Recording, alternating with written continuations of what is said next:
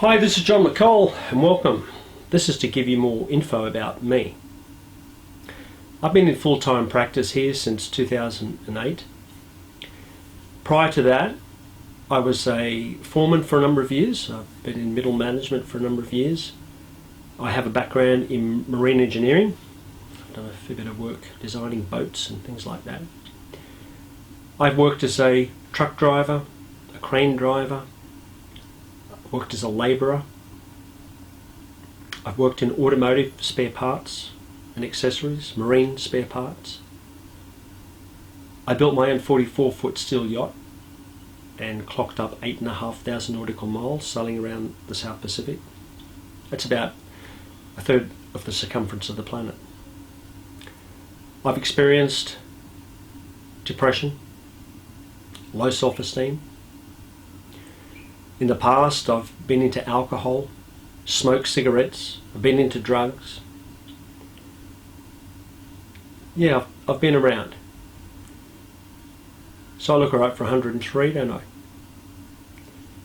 And of course, all those various experiences we have influence us in how we see the world. And I've also been influenced over the years by a number of people that I have studied. Okay, Douglas Baker, Annie Besant, Alice Bailey,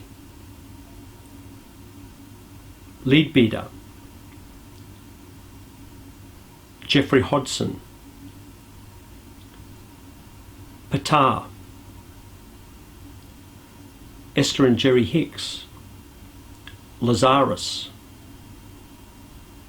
Carl Jung, Freud,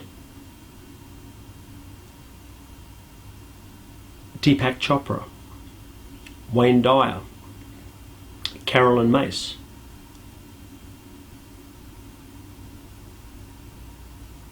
Brené Brown, Sylvia Brown, Christine Northrup, John D. Martini, Joe Dispenza,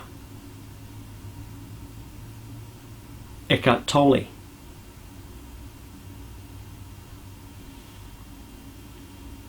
Anthony Robbins. Yeah, and there is many more. There's many textbooks that I can't even recall the titles or the authors of. That might say something of me. I have read a number over the years. So to give you a bit of an insight into my interests, and the theme with all of these guys is human consciousness, human development, human potential, and that's a subject that I've been interested in. That goes way back. It goes back decades. And so I thought that would just give you a bit of an insight. But let me just tell you a little bit more about my training. That would sort of give you a bit of an insight with me too. My training, there's a big overlap in a lot of psychologists, psychotherapists and psychiatrists training. That is, we're looking at things from a very traditional perspective, and it's based on a lot of Freud's work. A lot of it started there, and Jung, and many others. It goes without saying. My training took a total of 7 years. It's a long time, isn't it? 7 years. This was part-time. This is 1 and 2 nights a week for 7 years. Now, I didn't start out when I first started to complete all these different courses. I just started off because I found them interesting. Remember, the first course that I did was Ancient Wisdom, and then I did a course called Self-Empowerment, and then Cosmogenesis, Anthropogenesis, the advanced form of self-empowerment, which was psychosynthesis. And I'm just doing all these courses just because I found them very interesting, stimulating. At the time, I had a very high pressure job, and it was a bit of an escape, to be honest.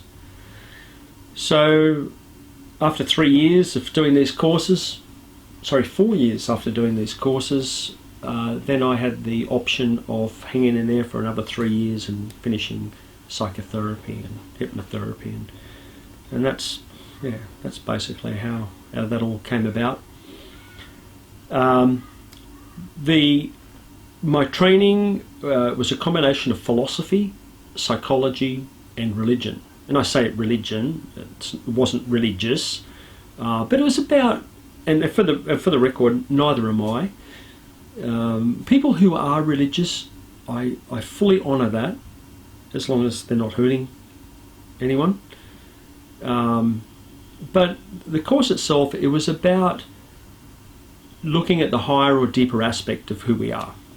And that, of course, that's been a theme for what I've been interested in, going all the way back to as far as back as I can remember.